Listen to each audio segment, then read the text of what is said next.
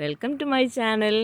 ഞാൻ ഇന്ന് ഞങ്ങളുടെ പഴത്തോട്ടത്തിലുള്ളത് കേട്ടോ. വലിയ പഴത്തോട്ടമൊന്നുമല്ല, എങ്കിലും അവിടെ ഒരു കൂഴയുടെ പ്ലാവുണ്ട്. അവിടെ തന്നെ ഒരു കരിയാപ്പ് നിൽപ്പുണ്ട്. പിന്നെ ഇതൊരു റംബൂട്ടാനാണ് കേട്ടോ. റംബൂട്ടാൻ എന്ന് പറഞ്ഞാൽ നമ്മുടെ ഹൈബ്രിഡ്, അതിൻ്റെ പേരൊക്കെ ഞാൻ മറന്നുപോയി. ഹൈബ്രിഡായിട്ടുള്ള 1.5 വർഷമാകുമ്പോൾ കായ്ക്കുന്ന, ഇത് കായ്ച്ച റംബൂട്ടാനാണ് കേട്ടോ. പിന്നെ ഇത് കൃഷിഭവനിൽ നിന്ന് വാങ്ങിച്ചു വെച്ച ഒരു തെങ്ങ്, ഗംഗാബോണ്ടം എന്ന് പറഞ്ഞ തെങ്ങാണ്. ഇത് എൻ്റെ സന്തത സഹചാരി സീനയാണ്. അവൾ വർഷങ്ങളായിട്ട് ഞങ്ങൾ ഇങ്ങനെ ഒന്നിച്ച് കൂട്ടുകാരെ പോലെ ജീവിക്കുന്ന ആൾക്കാരാണ്. അപ്പോൾ എനിക്ക് എന്തെങ്കിലും ഒരു ആവശ്യം ഉണ്ടെങ്കിൽ അവൾ ഓടിയെത്തും. അപ്പോൾ ഇന്ന് ഞങ്ങളിങ്ങനെ കുറച്ച് കാര്യങ്ങളായിട്ടൊക്കെ നിൽക്കുമ്പോഴാണ് ചക്കപ്പഴത്തിൻ്റെ മണം. അപ്പം മനസ്സിലായി ഇവിടെ ചക്ക പഴുത്ത് നിൽപ്പുണ്ടെന്ന്. അങ്ങനെ ഞങ്ങളിത് പറിക്കാനായിട്ട് വന്നിരിക്കും കേട്ടോ.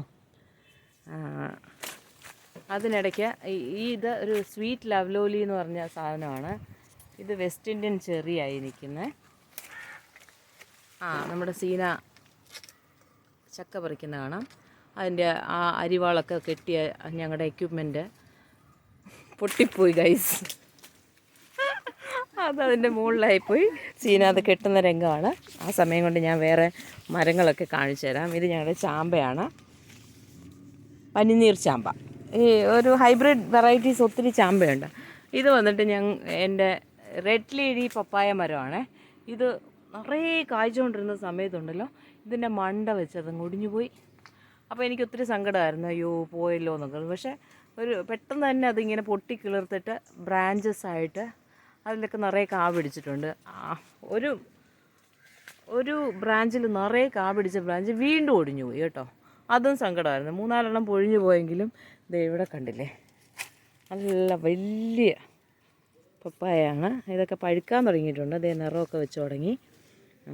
ഇത് വന്നിട്ട് പീനട്ട് ബട്ടർ എന്ന് പറയുന്ന ബട്ടർ ഫ്രൂട്ട് എന്ന് പറയുന്ന നമ്മുടെ നിലക്കടലയില്ലേ, കപ്പലണ്ടി എന്ന് നമ്മൾ പറയുന്നത്, അതിൻ്റെ അതേ ടേസ്റ്റുള്ള ഒരു ഫ്രൂട്ടാണ് ഇതിലുണ്ടാവുന്നത് കേട്ടോ. ഇപ്പം കായില്ല, പക്ഷെ നിറയെ മേളിലൊക്കെ പൂത്തിട്ടുണ്ട്.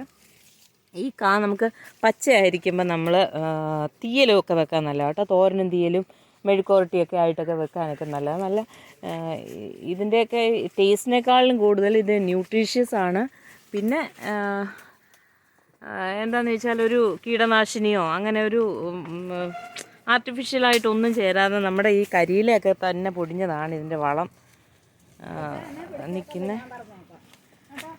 അങ്ങനെ നമ്മുടെ സീന മരത്തിൻ്റെ മുകളിലേക്ക് കയറിയിരിക്കുകയാണ് ഗൈസ്. അവൾ നിലത്ത് നിന്ന് ഞങ്ങൾക്ക് പറിക്കാൻ പറ്റുന്നില്ലായിരുന്നു. ഇവളൊരു മൾട്ടി ടാസ്കറാണ് കേട്ടോ. ഭയങ്കര കഴിവൊക്കെ ഉള്ള ഒരാളാണ്. ഇവളിറങ്ങി വരുമ്പം ബാക്കി എനിക്ക് കിട്ടുന്നതായിരിക്കും. ഇത് പിന്നെ നമുക്കൊരു കരിയാപ്പുണ്ട് ഇവിടെ. പിന്നെ മുള്ളാത്തി എന്ന് പറഞ്ഞ മരമാണ് നിൽക്കുന്നത്. ഇവിടെ ഒരു മാവുണ്ട്, അതിലൊരു കുരുമുളക് വള്ളിയുണ്ട്. ഇവിടോട്ടൊക്കെ വരാൻ പേടിയാണ് കേട്ടോ. പന്നികളിങ്ങനെ മേഞ്ഞ് നടക്കുന്ന സ്ഥലമായത്. അങ്ങനെ വിജയകരമായി ഞങ്ങളുടെ ചക്കപ്പറിക്കൽ പൂർത്തിയായിരിക്കുകയാണ് ഗൈസ്. ഇനി നിങ്ങളെല്ലാം ഓർത്തുകൊണ്ട് ഞങ്ങൾ ചക്ക വെട്ടി കഴിക്കുന്നതായിരിക്കും. ഈ വീഡിയോ നിങ്ങൾക്ക് ഇഷ്ടപ്പെട്ടു എന്ന് വിചാരിക്കുന്നു. എല്ലാവരും ലൈക്ക് ചെയ്യണം, സബ്സ്ക്രൈബ് ചെയ്യണം, എല്ലാ സപ്പോർട്ടും തരണം കേട്ടോ. കമൻറ്റൊക്കെ ചെയ്യണേ. താങ്ക്